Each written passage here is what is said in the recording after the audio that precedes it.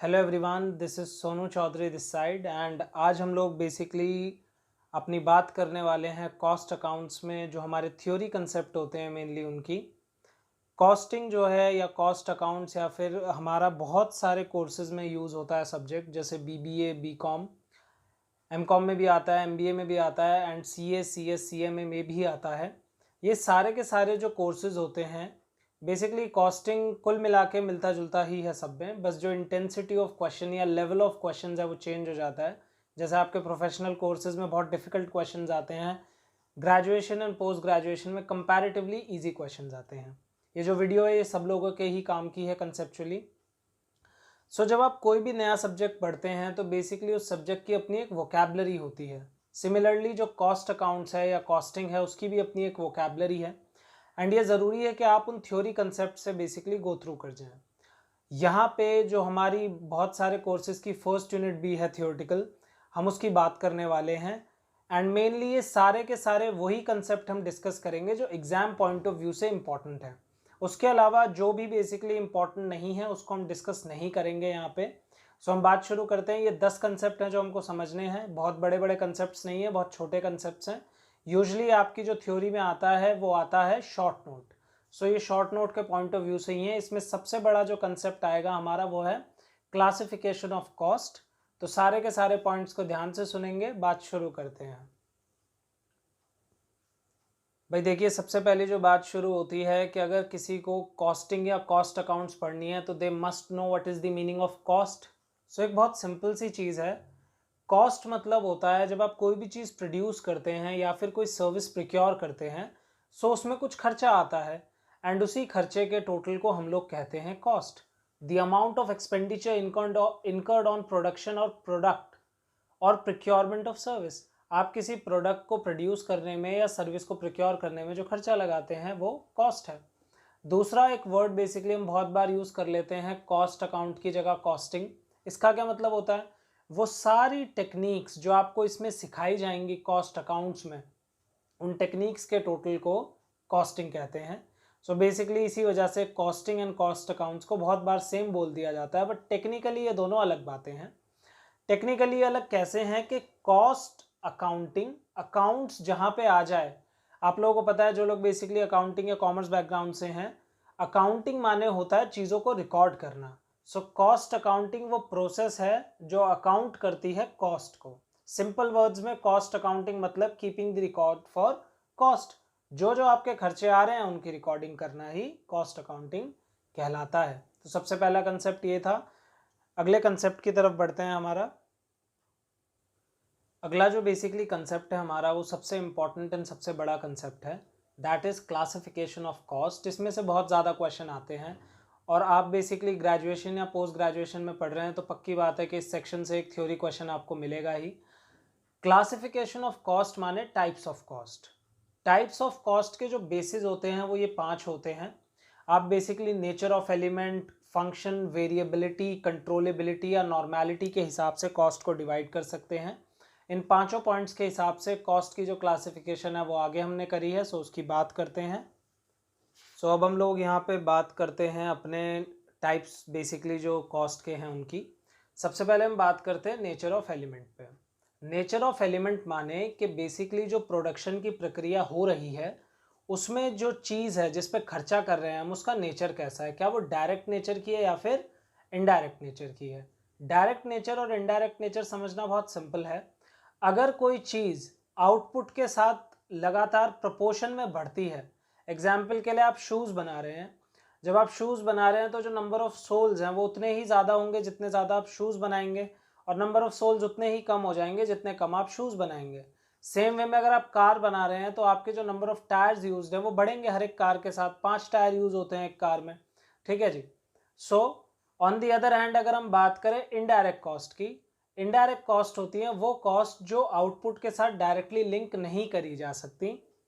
Example के लिए आपने एक व्यक्ति को पॉलिश करने के लिए बैठाया हुआ है एंड आप बनाते हैं चेयर्स, वुडन चेयर्स। बेसिकली क्या होता है कि जब पॉलिश होती है तो किसी चेयर पे बहुत ज़्यादा टाइम लग जाता है, किसी पे बहुत कम लग जाता है, बट काम हो रहा है। That is indirect labour. Simply ये सबसे पहला बेसिस है हमारा। दूसरा हमारा on the basis of functions. Functions माने कि वो कॉस्ट किस डिपार्टमेंट में इनकर हो रही है, क्या काम हो रहा है। फैक्ट्री कॉस्ट, जो कॉस्ट फैक्ट्री में इनकर हो। कॉस्ट ऑफ प्रोडक्शन, जो प्रोडक्शन में लगे। कॉस्ट ऑफ सेल्स माने expenses incurred on sales. Simply ये बहुत सारे पॉइंट्स मिलते जुलते लगते हैं, बट ये जो हमारा क्वेश्चन है ये क्लासिफिकेशन इसी तरीके से मांगता है। बहुत बार हमें ऐसा भी लगेगा जो बात हम यहाँ डिस्कस कर रहे हैं वो किसी और पॉइंट में भी है, और वो बात सही भी है, क्योंकि बहुत बार ऐसा होता है कि वही सेम कॉस्ट यहाँ पे भी आती है और आगे भी कॉपी होती है। जब ऐसा होगा तो मैं दोबारा रिपीट करूंगा उस बात को। आगे हम लोग बात अगर करते हैं तो हमारा आता है on the basis of variability. सबसे इंपॉर्टेंट हेडिंग है ये वाली, इसके ऊपर ही क्वेश्चन आ जाता है बहुत बार। हमारे तीन तरीके से कॉस्ट को डिवाइड करा जा सकता है वेरिएबिलिटी में, that is fixed cost, variable cost and semi variable cost. Fixed cost वो कॉस्ट होती हैं जो आउटपुट के साथ चेंज नहीं होती, वो सेम रहती हैं। जैसे आपका रेंट है, आप फैक्ट्री में एक भी यूनिट प्रोड्यूस ना करें तब भी उतना ही रेंट जाएगा, और अगर आप बेसिकली 1 लाख यूनिट प्रोड्यूस कर रहे हैं उसी फैक्ट्री में तब भी रेंट उतना ही जाएगा। रेंट आउटपुट के साथ चेंज नहीं होता। ये ग्राफ देख सकते हैं आप लोग अपनी स्क्रीन पे, ये भी बना सकते हैं आप लोग अपनी एक्सप्लेनेशन में। अगला हमारा वेरिएबल कॉस्ट। वेरिएबल कॉस्ट वो कॉस्ट होती है जो आउटपुट के साथ चेंज होती हैं, which varies with the output. So direct labour, direct expenses, ये ग्राफ है वेरिएबल कॉस्ट का, आप लोग अपने स्क्रीन पे देख सकते हैं। तीसरा आता है हमारा semi variable cost. Semi variable cost वो कॉस्ट होती हैं जिनका कुछ हिस्सा फिक्स्ड होता है और कुछ हिस्सा वेरिएबल होता है। इसका मैंने एग्जाम्पल लिखा है सुपरविजन चार्जेस, इसका आप ग्राफ देख सकते हैं अपने स्क्रीन पे। सेमी वेरिएबल कॉस्ट जो होती है इनके रियल लाइफ एग्जांपल्स ढूंढना बड़ा डिफिकल्ट होता है। मैं आपको एक एग्जांपल देता हूँ, सुपरवाइजर क्यों लिखा है मैंने। मान लीजिए कि आप अपने सुपरवाइजर को सैलरी देते हैं कि आप दिन के 1000 यूनिट चेक करोगे तो 10,000 रुपये मिलेंगे, और जैसे ही आप 1000 से 2000 यूनिट चेक करोगे तो आपकी जो सैलरी है वो हम 15,000 कर देंगे। तो यहाँ पे आप बात समझिए, चाहे वो 1000 एक यूनिट बनाए या 2000 यूनिट बनाए, उसकी सैलरी 15,000 ही रहेगी। तो मतलब जो कॉस्ट है वो बढ़ रही है लेकिन स्टेप्स में, दैट्स वाई जो ग्राफ है वो स्टेप साइज बना है। अगला जो हमारा क्लासिफिकेशन है उसको देखते हैं। अगला जो हमारा क्लासिफिकेशन है that is on the basis of controllability. So अगर हम कंट्रोलेबिलिटी में देखें तो दो तरह की कॉस्ट होती हैं, कंट्रोलेबल एंड नॉन कंट्रोलेबल। जो कंट्रोलेबल कॉस्ट होती हैं दे कैन बी कंट्रोल्ड और managed by the organisation. Example के लिए हम लोगों का जैसे कोई प्रोडक्शन कॉस्ट हो गई, लेबर कॉस्ट हो गई। बट नॉन कंट्रोलेबल कॉस्ट ऐसी कॉस्ट होती हैं जैसे गवर्नमेंट ने हम पे कोई पेनल्टी लगा दी, या गवर्नमेंट किसी चीज़ की फीस लेती है, या फिर कोई और कंपनी से हम कोई काम करवाते हैं तो वो जो कंपनी है वो हमको सस्ता नहीं दे रही, या फिर हम रॉ मटेरियल जो खरीद के लाते हैं वो सस्ता नहीं मिल सकता, हमें जितने का होगा उतने का ही खरीदना पड़ेगा। So those cost are non controllable. On the basis of normality we talk, normal cost वो होती हैं जो बिजनेस के नॉर्मल कोर्स में अकर करती हैं, जैसे सेल, परचेज, रॉ मटेरियल हमने खरीदा, लेबर को हमने पैसे दिए। अब नॉर्मल कॉस्ट वो होती हैं जो ड्यू टू अब नॉर्मल एक्टिविटी होती हैं, जैसे कोई अर्थक्वेक आ गया या फिर कंपनी में कोई एक्सीडेंट हो गया जिसकी वजह से हमें नुकसान उठाना पड़ गया। अब यहाँ पे ये वो थे जो बेसिस के ऊपर थे। अब हम बेसिकली बात करते हैं अपने अगले कंसेप्ट के ऊपर। अगला जो हमारा कंसेप्ट है इसमें that is scope of cost accounting. जो स्कोप ऑफ कॉस्ट अकाउंटिंग है वो सिंपली इन 7 पॉइंट्स में एक्सप्लेन्ड है। सबसे पहला है हमारा कॉस्ट बुक कीपिंग, भाई कॉस्ट को रिकॉर्ड करता है कॉस्ट अकाउंटिंग। दूसरा कॉस्ट सिस्टम, एक ऐसा सिस्टम क्रिएट करता है जिससे हम किसी चीज़ की कॉस्ट निकाल सकें, क्योंकि आप लोग जब कोई चीज़ प्रोड्यूस करते हैं तो आपको उसकी कॉस्ट पता होना बहुत इंपॉर्टेंट है। अगर उसकी कॉस्ट पता नहीं होगी तो आप बेसिकली नहीं पता कर सकते कि भाई मैं इस सामान को बेचूं कितने में, मुझे फ़ायदा होगा या नहीं होगा। कॉस्ट असर्टेनमेंट, जैसा मैंने बोला सिस्टम्स बनाया आपने कॉस्ट को असर्टेन करने के लिए, निकालने के लिए।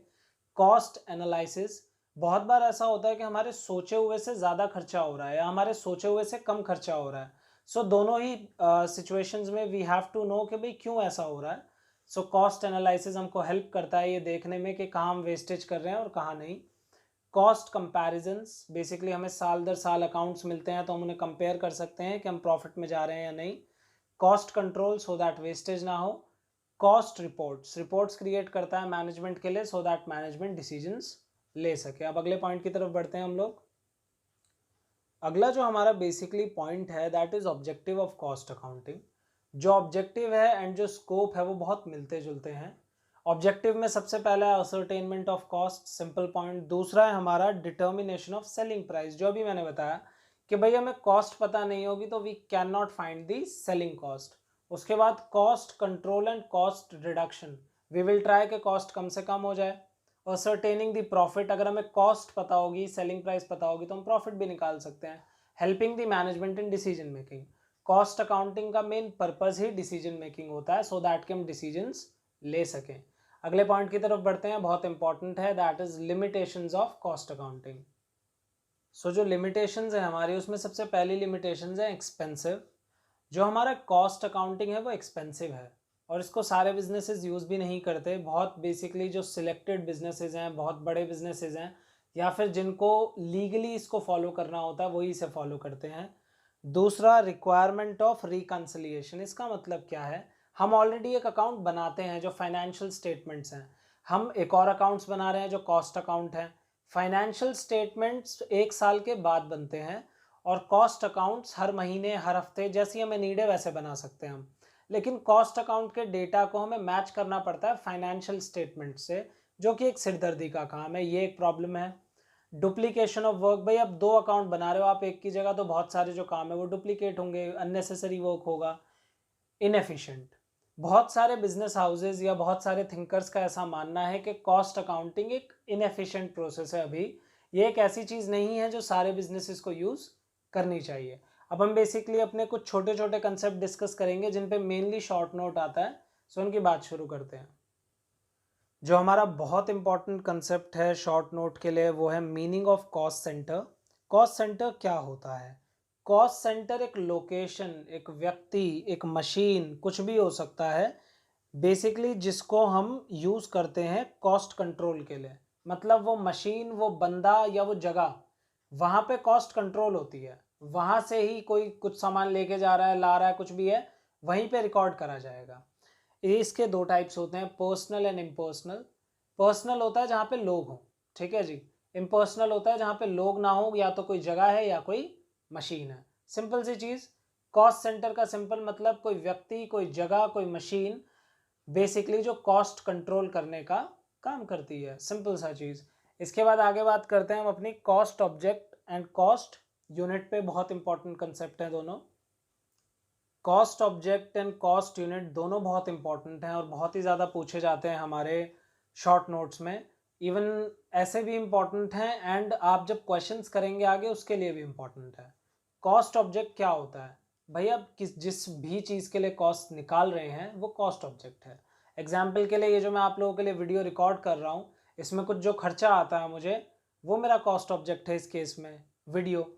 एग्जाम्पल के लिए आप कोई सामान बना रहे हैं तो वो प्रोडक्ट आपका कॉस्ट ऑब्जेक्ट है। अगला आता है cost unit. Cost unit basically क्या है? कॉस्ट यूनिट होता है कि जिस चीज़ की यूनिट्स की रिस्पेक्ट में मैं कॉस्ट को मेजर कर रहा हूँ। एग्जाम्पल के लिए अगर मैं भाई गाड़ियाँ बनाता हूँ तो मैं गाड़ियों के नंबर्स काउंट करूँगा। अगर मान लीजिए मैं बिजली बनाता हूँ, पावर जनरेट करता हूँ, तो किलोवाट आवर होती है बिजली की यूनिट, आपको पता होगा। अगर मैं ट्रांसपोर्ट, जैसे मान लीजिए मेरी टैक्सी सर्विस है या फिर बस सर्विस है, उसमें होता है पैसेंजर किलोमीटर, ठीक है जी। तो इस तरीके से ये हमारी कॉस्ट यूनिट का कंसेप्ट होता है। It is a unit of product, service और टाइम और combination of these in relation to which cost may be ascertain, ठीक है जी। इस बात का ध्यान रखेंगे, इंपॉर्टेंट कंसेप्ट है। अब हम लोग बेसिकली लास्ट बात करते हैं अपनी इस वीडियो की। कुछ ऐसे कंसेप्ट हैं जो हमारी जो किताब है वो स्पेशली नहीं उठाती, हेडिंग नहीं देती उनको, लेकिन वो फिर भी एग्जाम में पूछ लिए जाते हैं। वो टाइप्स ऑफ कॉस्ट ही हैं लेकिन हेडिंग में नहीं लिखी हुई, इसी वजह से मैंने उनको अलग से लिख दिया है, सो दैट कि आपका मिस आउट भी ना हो एंड आप एग्जाम में उसका आंसर दे पाएँ। सो ये वो कंसेप्ट हैं बेसिकली जो आपके स्पेशल हैं एंड किसी पर्टिकुलर हेडिंग में नहीं दिए हुए, टेक्निकली कॉस्ट ही हैं। सो आप इनको क्लासिफिकेशन ऑफ कॉस्ट में लिख सकते हो, और भी हैं इसमें, लेकिन जो ये मेन है यही पूछे जाते हैं आपसे ज़्यादा, एंड आपको अपने एग्जाम पॉइंट ऑफ व्यू से इनका मतलब पता भी होना चाहिए। सबसे पहले अगर हम बात करते हैं अपॉर्चुनिटी कॉस्ट की, अपॉर्चुनिटी कॉस्ट आपने इकोनॉमिक्स में पढ़ रखा है। अपॉर्चुनिटी कॉस्ट होती है value of a factor in its next best alternative use, या फिर value of a resource sacrificed in its next best alternative use. Example simple है कि भैया आप एक जॉब करते हो, वो जॉब आपको 50,000 रुपये महीने के देती है, आप एक जॉब दूसरी करना चाहते हो वो आपको 60,000 रुपये देगी, पर शर्त यह है कि आपको 50,000 वाली जॉब छोड़नी पड़ेगी। जो 50,000 रुपये आपने सैक्रिफाइस करे वो आपकी अपॉर्चुनिटी कॉस्ट है। किसी चीज़ को गेन करने के लिए जो चीज़ हम छोड़ देते हैं दैट इज़ अपॉर्चुनिटी कॉस्ट। अगला है out of pocket cost. Out of pocket cost वो होती है जिनमें पैसा खर्च हो रहा है, बाहर जा रहा है कंपनी से। Shut down cost. Shut down cost वो होती है जब हम अपनी फैक्ट्री, कंपनी या बिजनेस बंद कर देते हैं, फिर भी कोई खर्चा इनकर होता रहता है, बंद नहीं होता। एग्जाम्पल के लिए आपने अपने प्लांट पे ताला लगा दिया और वो प्लांट रेंट पे था, तब भी वो रेंट जाएगा ही जाएगा। द रीजन बीइंग क्योंकि भैया आपने काम बंद करा है, जिसने जमीन दी है वो तो प्रोवाइड कर रहा है आपको रिसोर्स। अगला है संक कॉस्ट। एक इंपॉर्टेंट कंसेप्ट है संक कॉस्ट। संक कॉस्ट वो कॉस्ट होती है जो आपने खर्च कर दी पास्ट में एंड अब उसका अब के डिसीजन से कुछ लेना देना नहीं है। एक बहुत सिंपल सा एग्जांपल है कि मान लीजिए कि आपने अपनी गाड़ी जो है 4 साल पहले खरीदी थी एंड अब आप उस गाड़ी में कुछ काम करवाना चाहते हैं। तो जो आप मान लीजिए आप 2 सिस्टम लगवाना चाहते हैं, उसमें 2 में से कोई एक महंगा है एक सस्ता है। तो उस महंगे या सस्ते का इस बात से लेना देना नहीं है कि आपने अपनी गाड़ी 4 साल पहले कितने की खरीदी थी। उन दोनों में से जो सस्ता है मैं वो लगवाऊंगा, सिंपल। सो संक कॉस्ट बेसिकली डील करती है उन कॉस्ट से जो पहले हो चुकी हैं और अब डिसीजन पे कोई प्रभाव नहीं डालेंगी। अगली है डिस्क्रिशनरी कॉस्ट। ये डिस्क्रिशनरी कॉस्ट वो होती हैं जिन चीज़ों की कोई ज़रूरत नहीं है या फिर कॉज एंड इफेक्ट रिलेशनशिप आप स्टैब्लिश नहीं कर सकते।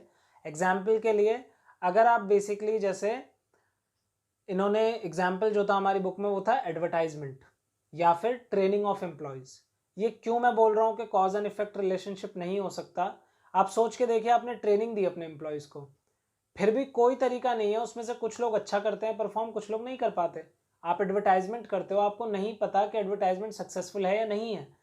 एक सक्सेसफुल बिजनेस के लिए एडवर्टाइजमेंट नहीं पता चलता कि फ़ायदा हुआ या नहीं हुआ। सो ये जो कॉस्ट होती हैं डिस्क्रिशनरी कॉस्ट होती हैं। इसके बाद हमारी आती है एक्सप्लिसिट कॉस्ट। ये पहले भी पढ़ रखी है आपने। बिजनेस ने जो फैक्टर्स बाहर से ले रखे हैं जो अपने नहीं हैं, जैसे बाहर से कोई मशीन ली या कुछ भी लिया, उनके लिए जो खर्चा करा वो एक्सप्लिसिट कॉस्ट है। एंड बेसिकली जो हमारी कॉस्ट, कुछ ऐसे फैक्टर्स होते हैं जो बिजनेस खुद ही जनरेट कर लेता है, जैसे ओनर ने अपने ही घर में बिजनेस लगा लिया। सो ये सारी जो कॉस्ट होती हैं वो इम्प्लिसिट कॉस्ट होती हैं। सो ये हमारे सारे थियोरेटिकल कंसेप्ट थे कॉस्ट अकाउंटिंग के, जो बेसिकली आप लोगों को हेल्प करेंगे कॉस्ट अकाउंटिंग की थ्योरी को डील करने में। आई होप आप लोगों को बात समझ आई होगी। So thank you very much and please subscribe to our channel.